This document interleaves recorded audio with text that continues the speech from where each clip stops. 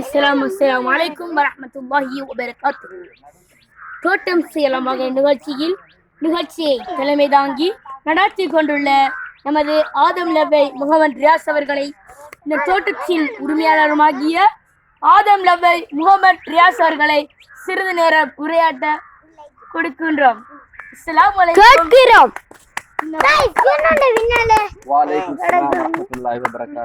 இன்று மரநடுகைக்காக வந்து இந்த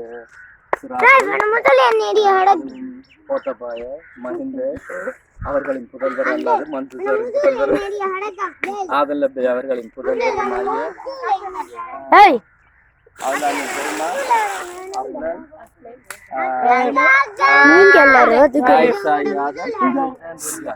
இவர்களுக்கு மிகவும் நன்றியை தெரிவிப்பதோடு அவர்கள் மிகவும் உன்னதமான நோக்கத்தோடு இன்று மரநடுகை ஆரம்பித்து வைத்தார்கள்.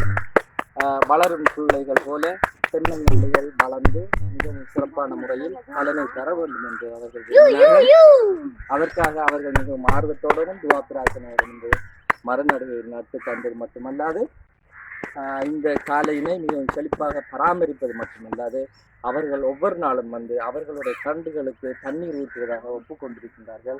அதனை இன்றிலிருந்து இனிதே நிறைவேற்றுவார்கள் என நம்பிக்கொண்டு அதற்குரிய பயலைகளையும் பாத்திகளையும் தண்ணிகளையும் டெய்லி வழங்கி காய்கறி மட்டும் அவர்கள் பராமரிப்பதோடு முதற்காக அவர்களே பிக்கும் காட்சிகளை நாங்கள் இன்ஷா அல்லாஹ் மிகவும் விரைவில் காணலாம்.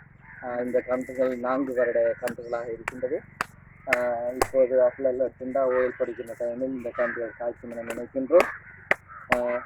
நாங்கள் இந்த வைபவத்தை சிறப்புடன் செய்து முடிக்க உதவியால் எல்லாம் வல்ல இறைவனுக்கு எல்லா புகழையும் கூறி எனக்கு இப்போதைக்கு வாய்ப்பளிக்க தந்த ஏற்பாட்டு குழு அனௌன்சர் குழு மிகவும் சிறப்பான முறையில் இந்த நிகழ்ச்சிகளை அரங்கேற்றிக் கொண்டிருக்கின்ற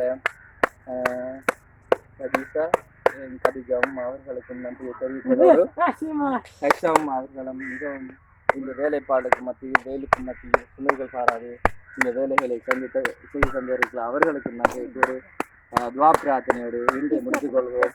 அஸ்ஸலாமு அலைக்கும் வரஹ்மத்துல்லாஹி வபரகாத்துஹு.